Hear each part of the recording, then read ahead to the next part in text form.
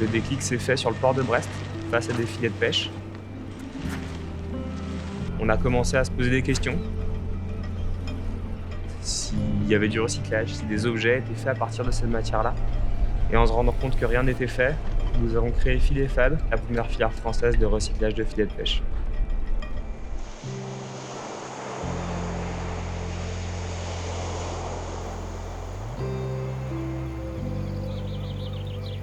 On est bretons tous les trois, de cœur ou d'adoption.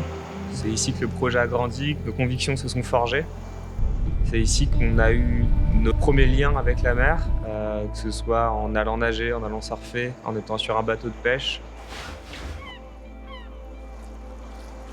Ce lien à la mer nous a fait nous rendre compte de la fragilité de ces écosystèmes-là.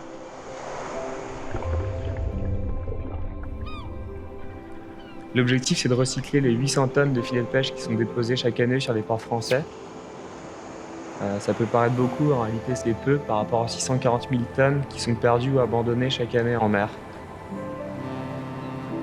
Je pense qu'on n'a plus trop le choix en fait, on n'a plus le choix de se poser la question s'il faut y aller ou pas y aller. Il faut y aller quoi qu'il arrive, peu importe ce qu'on fait.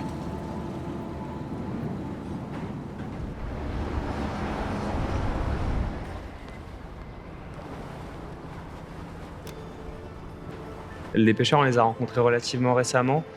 C'est un métier qui est magnifique, c'est un métier qui est dur. Eux, ils sont ravis d'entendre que leur filet est recyclé pour faire une nouvelle matière première, plutôt qu'enfoui, brûlé, etc. Ils sont en plus fiers de nous accompagner dans cette démarche-là. Une fois qu'ils reviennent au port, les filets ils sont souvent abîmés. En fait. Ils ont une durée de vie d'environ 8 mois. Au bout de ces 8 mois, ils sont déposés dans une benne pour qu'ils soient ensuite recyclés. Cette benne, elle fait ensuite le chemin du port jusqu'à notre atelier.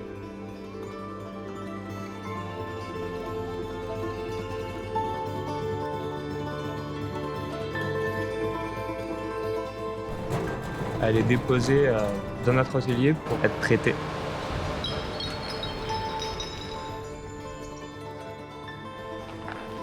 « 350 millions de tonnes de plastique sont produites chaque année. Je pense qu'aujourd'hui, on est arrivé à un tournant. Pendant des décennies, on en a produit. Maintenant, on passe à une étape où on se dit qu'on va plutôt les recycler et faire en sorte de les réemployer pour en faire une nouvelle matière première.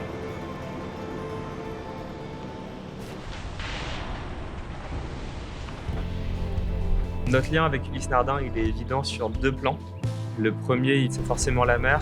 C'est Ulysse, c'est l'Odyssée, c'est l'aventure, c'est l'exploration, c'est les rafales de vent, c'est les embruns, tout un tas de choses qui nous, forcément, nous portent aussi parce qu'on est bretons, c'est des choses qu'on vit au quotidien.